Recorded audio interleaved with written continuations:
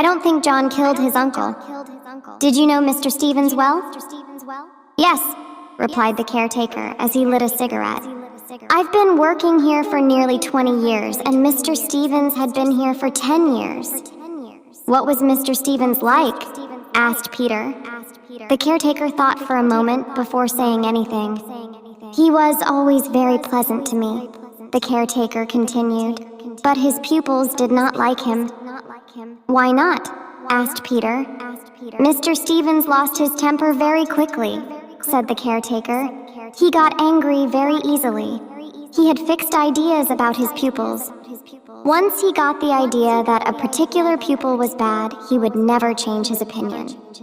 Did Mr. Stevens ever hit his pupils? Asked Peter. I think so, replied the caretaker.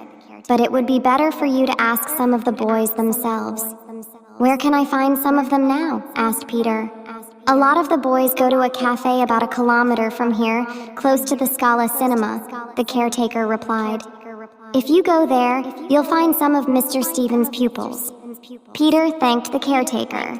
He left the school and drove down to the cafe which the caretaker had told him about. The cafe was dark inside, and the radio was playing very loudly. A crowd of boys and girls aged 15 or 16 were standing by the door. Peter went up to them, said hello, and then asked them if they knew Mr. Stevens. Stevens, said one of the boys. I'm glad he's dead. He was terrible. Why was he terrible? Asked Peter. Mr. Stevens used to make us look stupid. He used to make jokes about our clothes and say how stupid we were all the time, the boy explained. My father's in prison, said another boy, and Mr. Stevens used to make jokes about it in every lesson. He used to ask me if I was going to be a thief like my father. Stevens used to hit us too, said another boy. Why? Peter asked. He used to hit us all the time, the boy replied. He hit us if we were late, or if we didn't answer his questions correctly. What was Mr. Stevens like in school on the day he was killed? Peter asked the group of boys. It's funny you should ask that, said one of the boys, because he had a big argument in our class that day. What was the argument about? Inquired Peter. I don't remember now, said the boy. I think it was because Mr. Stevens said that a boy had been rude to him. The boy said he hadn't, but Mr. Stevens shouted at him and gave him a lot of extra homework to do. What was the name of this boy? Asked Peter. I think it was Tommy Logan, said another boy. Peter thanked the boys for their help and asked them where he could find Tommy Logan. Tommy could be anywhere, one of them said. He's got a motorbike, but he usually comes here to the cafe at about 9 o'clock, so if you wait, you'll probably see him. Peter went into the cafe, got a cup of coffee, and sat down. He had been waiting for nearly half an hour when he heard a motorbike arrive outside. A dark-haired boy wearing a leather jacket pushed through the crowd at the door. The boy came up to Peter. I hear that you're asking questions about me, he said, staring at Peter. What do you want? Peter looked at the boy in the leather jacket. Peter couldn't remember where he had seen him before. Then Peter remembered. This was the boy he had seen talking to Bob Steele. Chapter 14. The Chase. Peter looked carefully at the boy in the leather jacket. Sit down, Peter said. Are you Tommy Logan? That's right, replied the boy. He was about 16, with dark hair and a thin face. He seemed nervous, and his eyes were moving all the time. I want to ask you some questions about Mr. Stevens, Peter told the boy calmly. Are you from the police? Asked Tommy Logan. Peter shook his head. No, I'm not, he said. In that case, replied the boy, I don't have to talk to you. Goodbye. The boy stood up and turned to go. Peter caught hold of the sleeve of the boy's leather jacket. Don't go yet, Peter said quietly. Let's talk about your friend, Bob Steele. A look of fear came into Tommy Logan's eyes. He pulled his jacket out of Peter's hand and pushed his way to the door. Peter got up and ran after the boy. When Peter got to the door, he was just in time to see Tommy Logan jump on his motorbike. Peter ran out onto the pavement, but it was too late. Tommy Logan started the engine and drove off. "I know where he's going," Peter said to himself. He ran back to his lorry and jumped in. He started the engine quickly and drove after the motorbike. But the motorbike was faster than the lorry and soon disappeared. "Never mind," said Peter to himself. "I know where he's going." Peter drove back to River Street as fast as he could. As he turned the corner into River Street, he switched off the lorry's lights. Peter drove slowly and quietly along the street and stopped close to number 12. Outside Bob Steele's house, Peter could see a motorbike. It was Tommy Logan's motorbike. Peter had been right in thinking that the boy would come here. Peter climbed over the wall into the garden and went up to the front door. It was wide open. Inside, Peter could hear voices. He started to climb the stairs. Just then, the door of Bob Steele's room opened, and someone switched on the light. "There he is, on the stairs!" shouted Tommy Logan, pointing at Peter. Before Peter could hide, Bob Steele and Tommy Logan came running out of the room. Peter got ready to stop them as they came down the stairs. Suddenly, Peter saw that Bob Steele was carrying a chair. It was the chair Peter had tied Bob Steele up in. Tommy Logan must have untied him. With a laugh, Bob Steele threw the chair at Peter from the top of the stairs. The chair was heavy.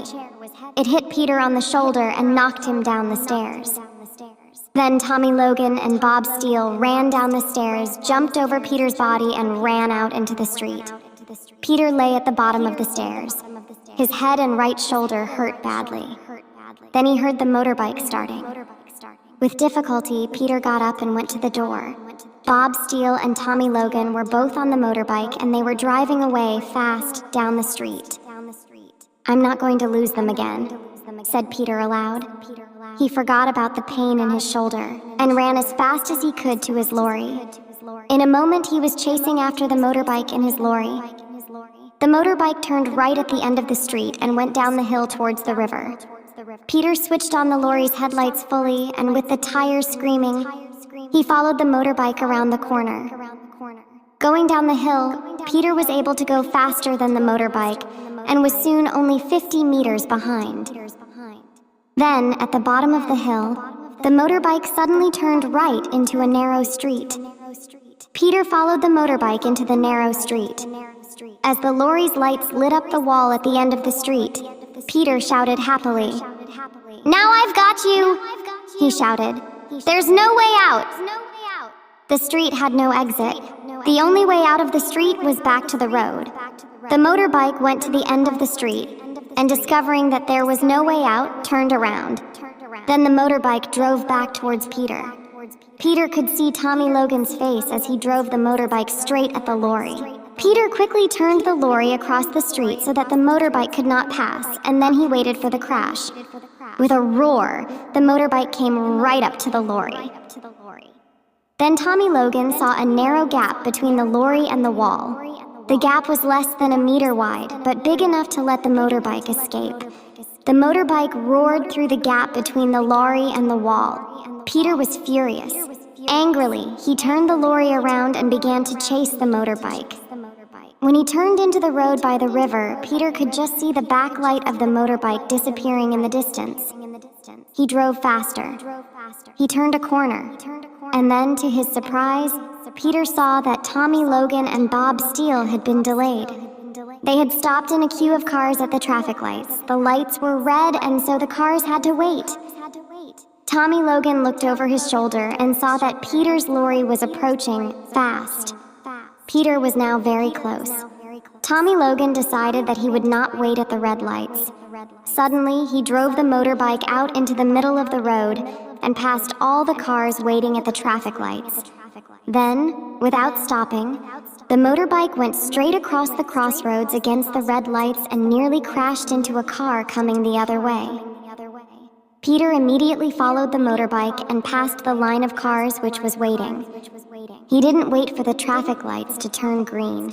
He drove faster and chased Tommy Logan and Bob Steele across the crossroads and down the street.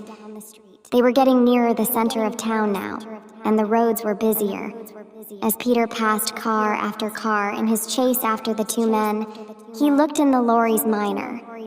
In the minor, Peter could see a police car with its lights flashing, chasing both the lorry and the motorbike. Well, thought Peter, I'm not going to stop now. I'll catch that motorbike if it's the last thing I do. With the tires screaming and smoking as they went around the corners, Peter drove his lorry as fast as he could after the motorbike. And behind both the lorry and the motorbike came the police car with its flashing lights. Chapter 15. The police station.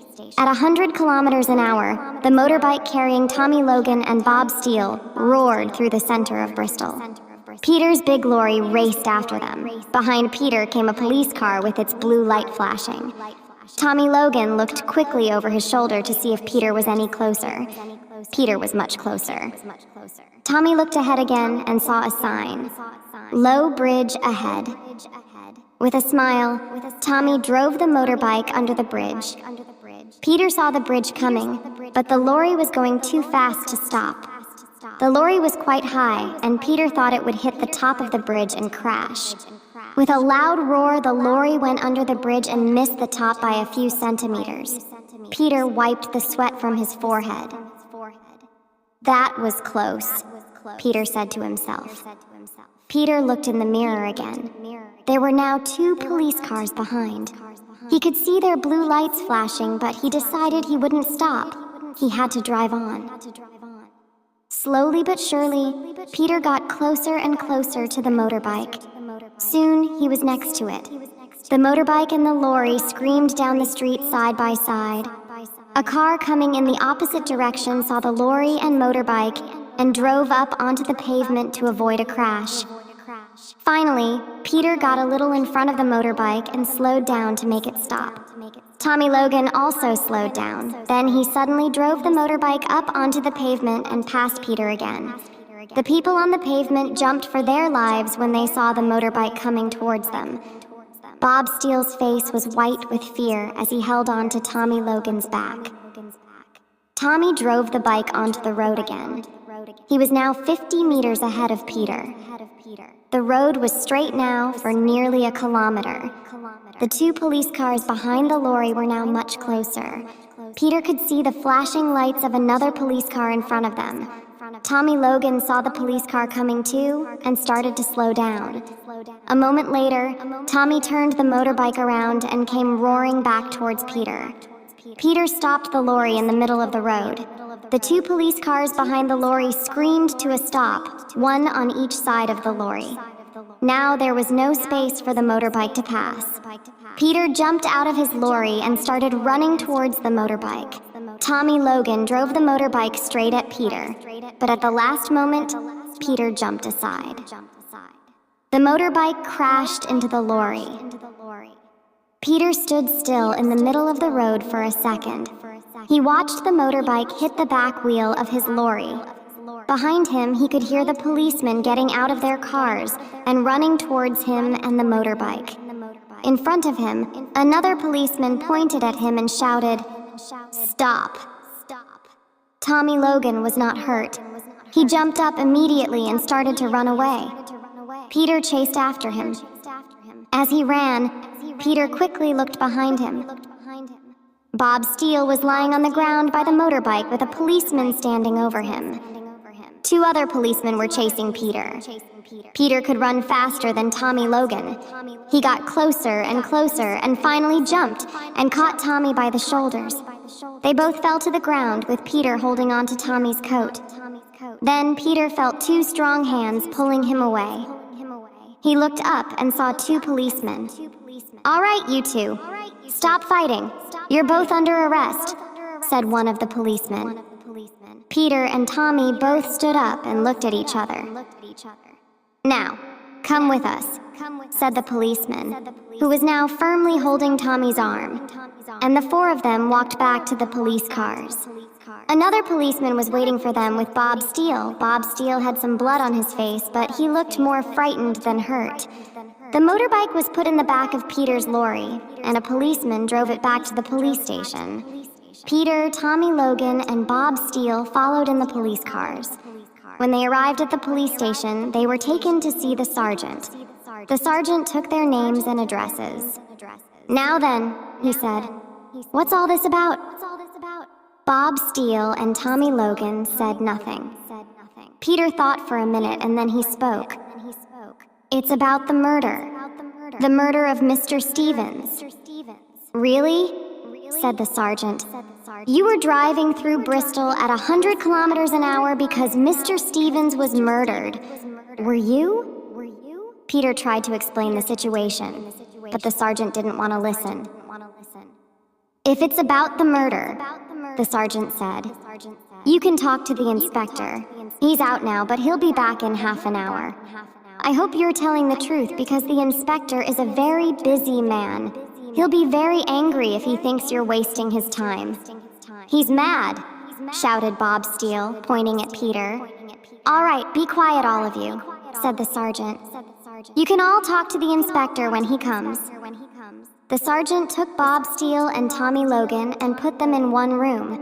Then he opened another door and pushed Peter into a different room. "Peter!" shouted a voice.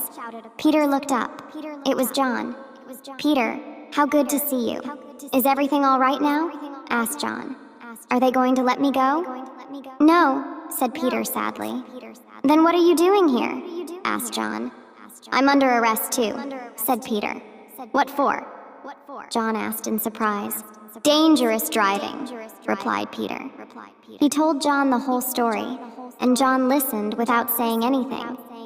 Then John told Peter that the police had asked him lots of questions, but that he hadn't told them anything. "I think it's about time you did tell us everything," said a voice from behind them. It was Inspector Shaw. "Now," said Inspector Shaw, "you're both in bad trouble. I want the truth." Chapter 16. The truth is told. Inspector Shaw sat down. He looked at Peter and John. "I want the truth," the inspector said again. Peter looked serious. He was going to tell the inspector the whole story. He hoped Inspector Shaw would believe him.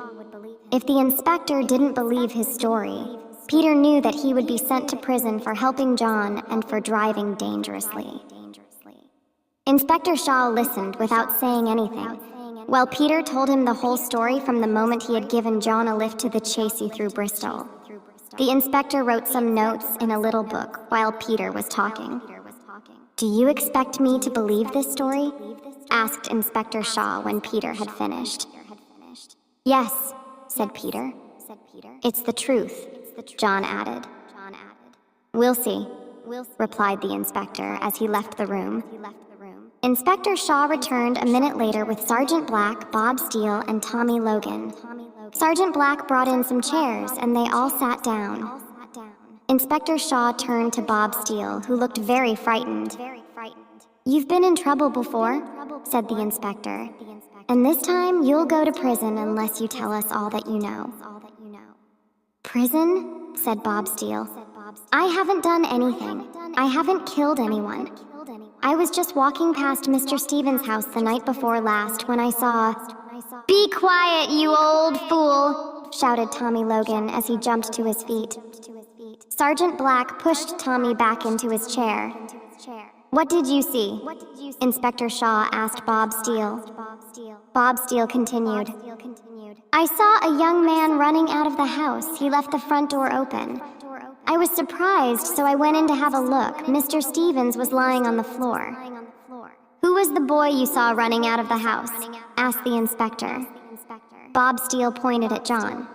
"It was him," he said. "I didn't," started John. "Be quiet," said Sergeant Black. "What happened next?" the inspector asked Bob Steele. "Well," Bob Steele continued. Mr. Stevens was lying on the floor. I could see that he wasn't dead because he was breathing.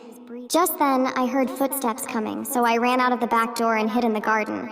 I could hear a loud argument and then a fight. I went around to the front of the house and looked in the window, but I couldn't see anything. I waited, and after a few minutes, I saw a young man leaving the house. Was it the same boy as before? Inspector Shaw asked. Bob Steele looked at Tommy Logan. No, he said. It was Tommy Logan.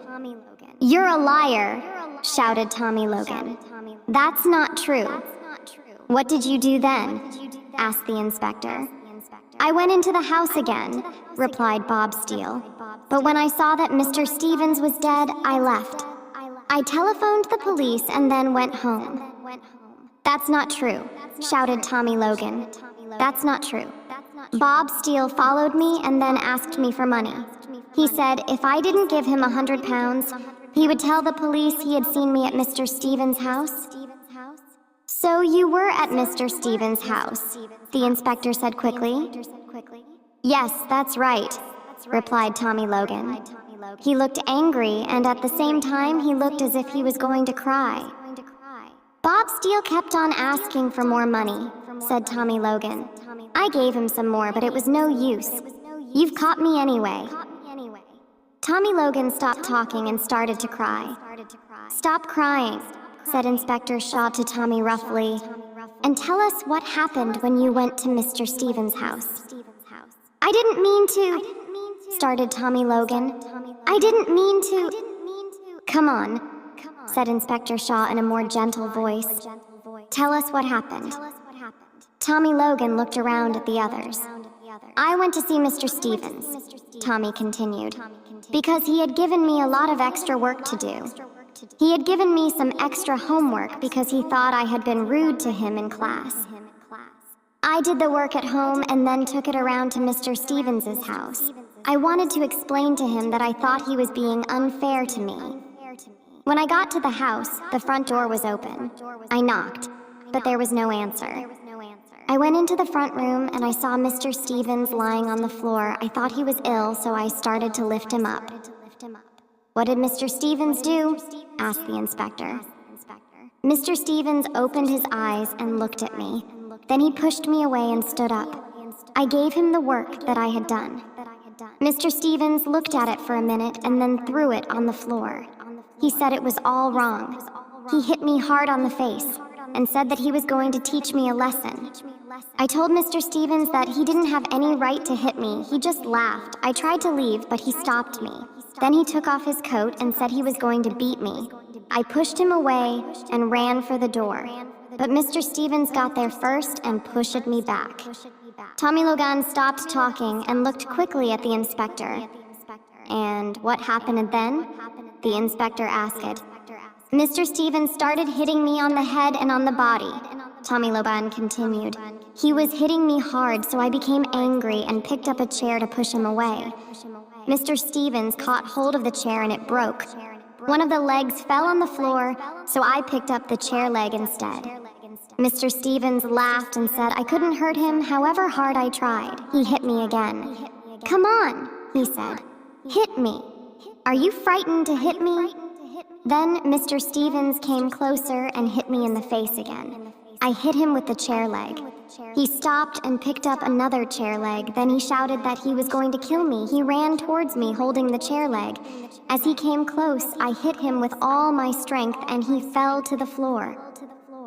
Tommy Logan stopped speaking and there was a short silence. Then he looked at the inspector and at John. I didn't mean to do it, he said. I didn't mean to do it.